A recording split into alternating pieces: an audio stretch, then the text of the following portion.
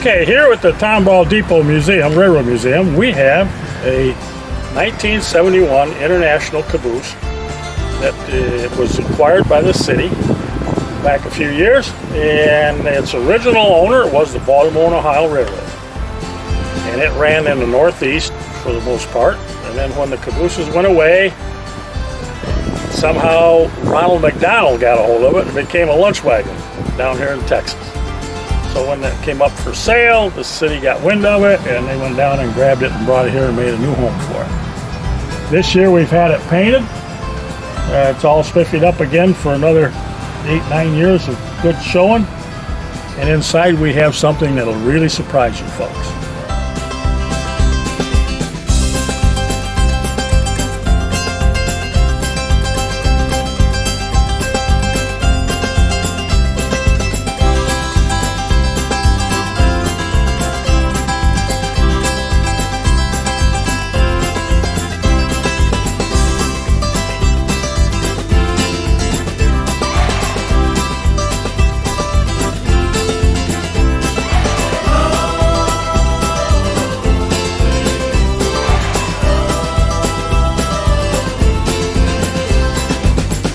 We're inside the Tomball Depot caboose now, and we're going to show you what we have built in the last 3 or 4 years. And what you're going to see first are the representation of what Tomball was like back in the 30s and 40s with the different businesses and the way the life was with farming and the railroad. So we'll take a little tour of town here. On the far wall you will hear the dairy pumping oil. That was music to the ears for the city of Tomball because Humble Oil had struck a big find here in this area and oil derricks sprung up all over the place. But it was a farming area, so the farms were not forgotten. They were still available, they were still going strong, just that they had a new friendly business in the area and enjoying the spoils from all of that. We have the Bogues family, which is located over northeast of Tomball, the farming area. E.I. Beckendorf and Sons Dairy was a huge dairy, and they used to bottle milk and everything else in the area. And along with the farming, we had to have a feed store. So here we have the Klein Feed Store. And then further on down Main Street, or whatever you want to call it, is a replica of the church that's located across from Lone Star College. This was a model we found and we put it together. And then you have a replica of the Tomball Depot. And if you really notice something, it's backwards to the railroad, just like the real Tomball Depot is. So we have a lot of fun explaining to people how that is supposed to really be.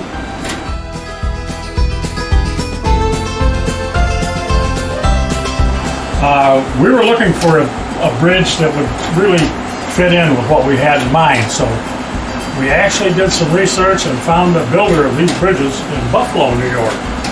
And we told him what we had for distance, and he went out in his driveway and set up a set of the bridges he had for display and showed us what we could do with it. And of course we ordered them, and they came in, and believe it or not, within about 5 minutes, 6 minutes, we can have that bridge out of the way and get into work on the table.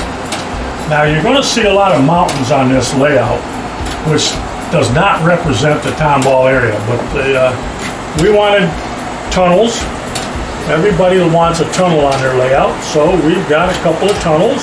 We've got some mountains, and we've got a trailer park back in the country. There's kids swinging on the swings on the playground. And if you look in the end trailer, the cream colored one, the TV is on. There's actually a picture on the TV screen.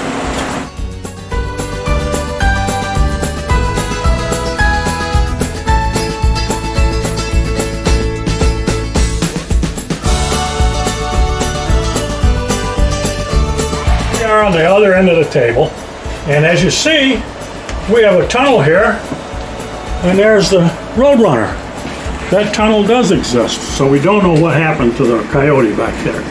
And then there's the T&W Tomball, Texas 2017 tunnel representing it. And now we're going to be looking at the rail yard. That water tower that says Welcome Tomball, that did exist, and it exists on our model railroad. So we're going to have to get the company in to fix the light. It's not blinking anymore. This is a railroad yard, which is just places where we set cars and engines. If we run these trains a lot, the engines heat up, and then they don't want to work too good. Oh, we got a building on fire over in the corner. I'll bet anybody know what that's all about. It's a fire practice mill. As you can see, the firemen out there kind of lounging around. They've been working hard at playing like firemen. They do that a lot. The guy on the end, the little fueling station.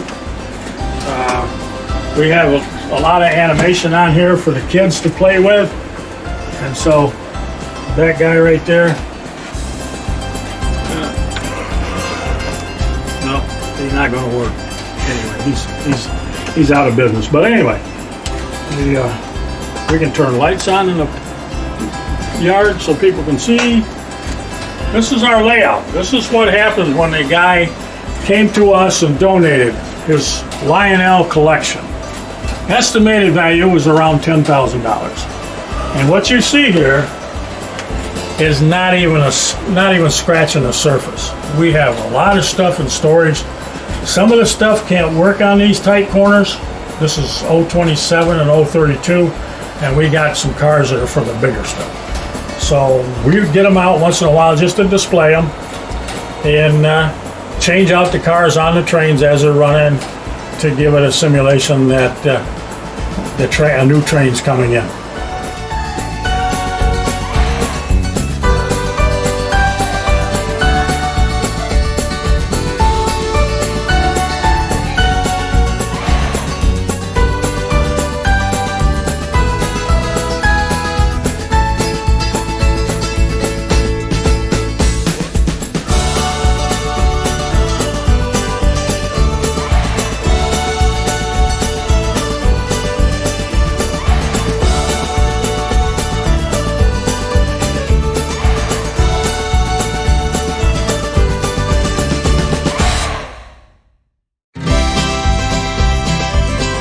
Okay, folks, we're glad to have you here, and we hope that you enjoyed your visit of the T&W Railroad model here in the caboose, and we want to see you back again.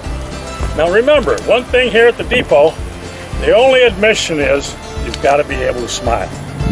So have fun and come back again.